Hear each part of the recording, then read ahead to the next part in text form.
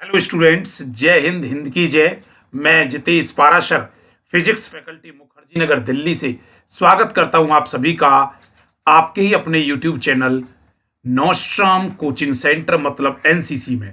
आइए बच्चे, और क्लास का टॉपिक स्टार्ट करते हैं। जैसा कि आप जानते हो, एयरफोर्स का पेपर नज़दीक आ चुका है। ये टारगेटेड है उन बच्चों के लिए जो एयरफोर्स, नेवी और एनडीए के लिए तैयारी कर रहे हैं। क्लियर है? जी सर। क्योंकि अभी एयरफोर्स का पेपर है, नेवी के फॉर्म निकल चुके हैं, नेवी में आप अप्लाई कर सकते हैं। मैंने टॉपिक वाइज पूरी फिजिक्स उठाई है, जिसमें ह्यूमन आई कंप्लीटेड हो चुका है।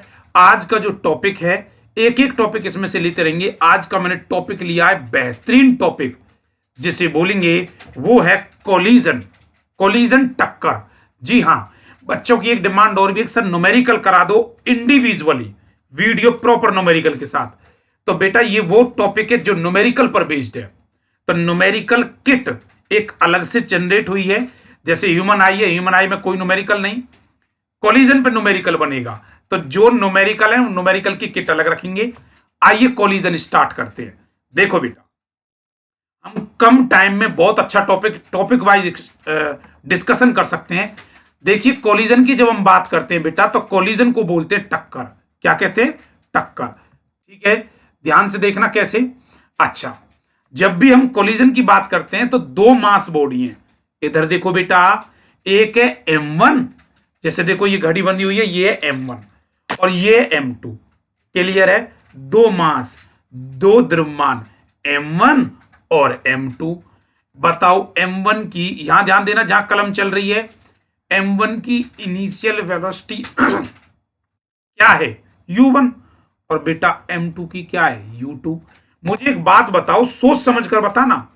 हमें कोलिजन करना है, हमें टक्कर करानी है। क्या ऐसा हो सकता है कि U2 ज्यादा हो जाए? देखो इधर फिगर में देख के, U2 ज्यादा हो जाए U1 से, तो क्या कोलिजन हो पाएगा? No sir.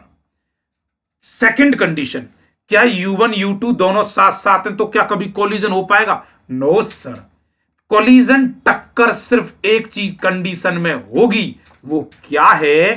कि U1 ज्यादा हो जाए, ये वाला U1 ज्यादा हो जाए किससे? U2 से, टकराएगा, आगे पहुंच जाएगा। बात समझ आई? फिर से देखो एक बात, इसने अपना मोमेंटम ये लाएगा संवेग को इसमें। देखो, टकराने से पहले कौन ज्यादा है? ये वाला। टकराने के बाद कौन सा ज्यादा है? ये वाला। बोलो, बात क्लियर है? जी सर। तो मैंने तीन डायग्राम बनाए, एक बिफोर कोलिजन, टकराने से पहले, एक ड्यूरिंग कोलिजन, और एक बेटा टकराने के बाद। मुझे एक बात बताओ, क्या U1 ज्यादा होगा? बिल्कुल सर, होना चाहिए। अरे अगर ये ज्यादा नहीं होगा तो ये टकराएंगे कहां से?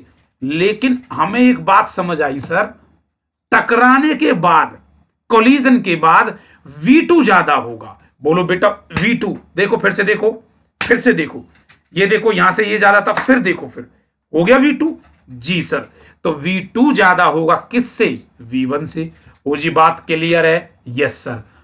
तो यहां मोमेंटम था बेटा, मोमेंटम बोलते हैं P को, और P इज इक्वल टू होता है M इंटू V।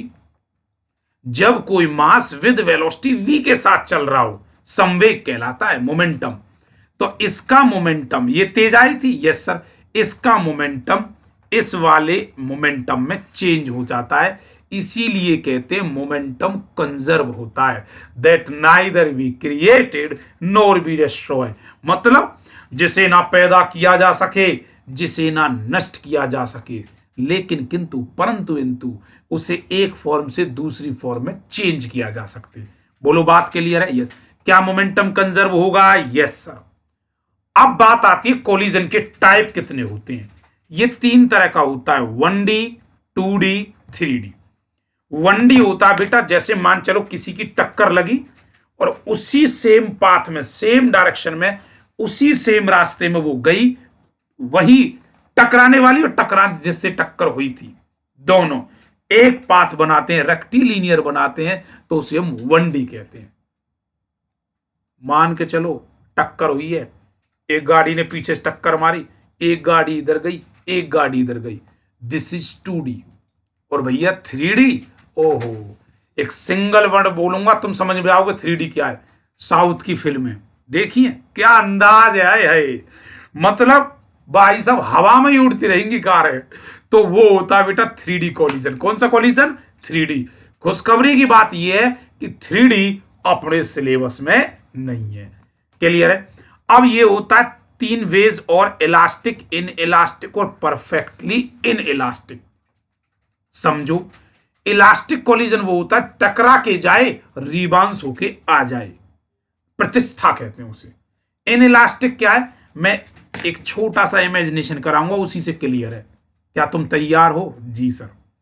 मान के चलो मैंने आपके हाथ में एक बॉल दी, रबड़ वाली गद्दे की बॉल दी, वो आई और आपके हाथ में आ जाती है। This is elastic collision. मैंने वो बॉल छीन ली, मैंने अब आपको दी लेदर वाली क्रिकेट की बॉल। तो जब लेदर वाली क्रिकेट की बॉल आप डालोगे तो क्या वो वहां हाथों पे प्रॉपर आ पाएगी? नहीं सर, थोड़ी सी हार्ड होती है, तो वो जाएगी। वो इन इलास्टिक कोलिजन है, इलास्टिक नहीं है, पूरी तरह इलास्टिक नहीं है, इन इलास्टिक है। और बेटा अगला आता perfectly in elastic. Perfectly in elastic का मतलब मान चलो मैंने आपको कीचड़ की, गोबर की गेंद बनाकर दे दी, मैंने कहा चलो डालिए पड़ोसी की दीवार पर, और वो चिपक गई। समझ रहे हो? तो जब वो चिपक जाएगी तो वो है परफेक्टली इलास्टिक। इसी का दूसरा नाम है प्लास्टिक। बोलो बात क्लियर है? Yes sir. एक बात और सुन लेना, परफेक्टली वर्ड कभी कहीं आ जाए तो बेटा उसका मतलब 100%, और परफेक्टली कभी कुछ होता ही नहीं है। ये बात भी सुन लो, ना परफेक्टली इलास्टिक ना परफेक्टली इन इलास्टिक। तो यहां से रिजल्टेंट आता है, और इनका रिजल्टेंट क्या आता है बेटा? एक V1 और एक V2। याद रखना, V1 is equal to M1 minus M2 upon M1 plus M2 into U1 plus 2 of M2। अगर यहां V1 है तो यहां M2 होगा, यहां V2 है तो यहां M1 होगा। बोलो बेटा बात क्लियर है? जी सर। नोट कर लोगे? आइए अगली स्लाइड पे। बिल्कुल। अब यहां से एक वर्ड आता कोफिशिएंट ऑफ रेस्टिट्यूशन। इसे प्रतिवस्थान गुणांक कहते हैं। इसे दर्शाया जाता है ई से, स्मॉल ई से। ये फॉर्मूला होता बेटा चेंज इन फाइनल वेलोसिटी में चेंज आया बटे इनिशियल वेलोसिटी का चेंज, है ना? V2 minus V1 upon U2 minus V1। पहले तो गुरुजी ये बता दो ये U2 माइनस U1 क्यों हुआ है? क्लियर है ना? कौन सी वेलोसिटी ज्यादा थी? तो V2 माइनस V1। लेकिन बेटा ये नेगेटिव में आता है, नेगेटिव का मतलब अपोजिट डायरेक्शन। इसका ये फॉर्मूला का हो या ये डिफेंस में डायरेक्ट कोई न्यूमेरिकल नहीं, डायरेक्ट पूछा हुआ है ऑप्शन दे करके कि बताइए कौन सा फॉर्मूला सही है। तो E is equal to under root of H upon H होता है। बेटा H तो है हाइट, जैसे मान चलो मैंने बॉल यहां से डाली तो ये H है, कैपिटल H।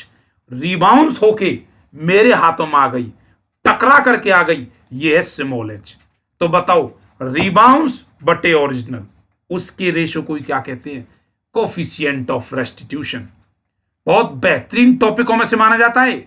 इसकी वैल्यू पूछी जाती है तो E की वैल्यू कहां से कहां के बीच में लाई करती है? 0 से 1 के बीच में। बोलो क्लियर? Yes sir. E का मान 0 से 1 के बीच में होगा। अगर E की वैल्यू बेटा 1 है, देखो तो H बराबर H। अरे वाह, बॉल डाली और हाथ में आ गई। Oh sir this is called elastic. लेकिन पूरी तरह इक्वल है तो परफेक्टली इलास्टिक, पूर्णतः प्रतिष्ठा। लेकिन यहां बैठा हुआ बच्चा जानता है, मैंने पढ़ाया है कि बेटा पूरी तरह परफेक्टली कुछ नहीं होता। क्लियर है? जी सर। अगला E की वैल्यू 0 है तो H की वैल्यू क्या बन जाएगी? 0।